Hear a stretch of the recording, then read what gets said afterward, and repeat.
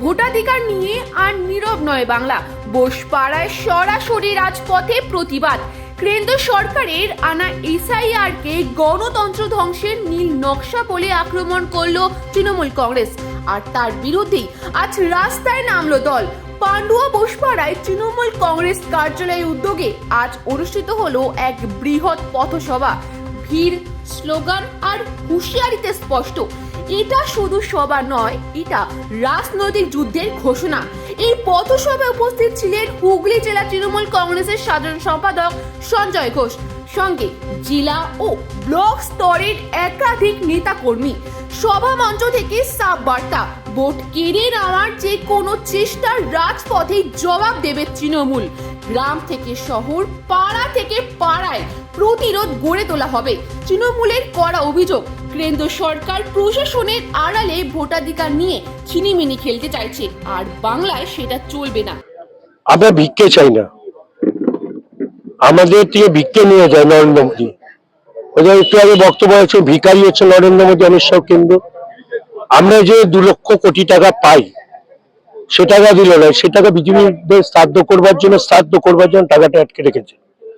আজকে যদি আমাদের 2 লক্ষ কোটি টাকা আমরা বকেয়া টাকা পাই আমাদের সরকার, তা বাংলা আরো সোনার বাংলা তৈরি হবে।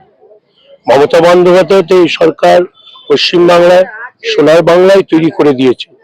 ভারতবর্ষের মধ্যে সোনার বাংলা হচ্ছে, যতগুলো রাজ্য আছে তার মধ্যে সোনার বাংলা বাংলা। পৃথিবীর মধ্যে পথ দেখিয়েছে আমাদের সোনার বাংলা।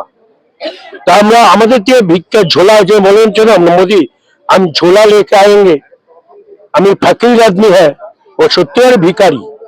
ও ভিখারি, অমিত শাহ ভিখারি, সব লুটপাট করে খাচ্ছে। তো ভারতবর্ষ 4বার আক্রমণ করেছিল কে জানেন? নাদির শাহ ভারত আক্রমণ করে সোনা মণি মানক্য সব লুট করে খেয়ে নিয়েছে।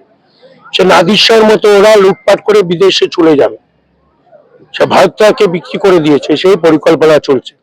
বাংলার প্রতিবাদী নেত্রী মমতা বন্দ্যোপাধ্যায় বেঁচে থাকতে 2026-এ আমরা 260 খানা সিট আমরা নেব 260 খানা, এবং সেটা মমতা বন্দ্যোপাধ্যায়, অভিষেক বন্দ্যোপাধ্যায় এবং উন্নয়নের ভোট হবে, তাদের নেতৃত্ব হবে।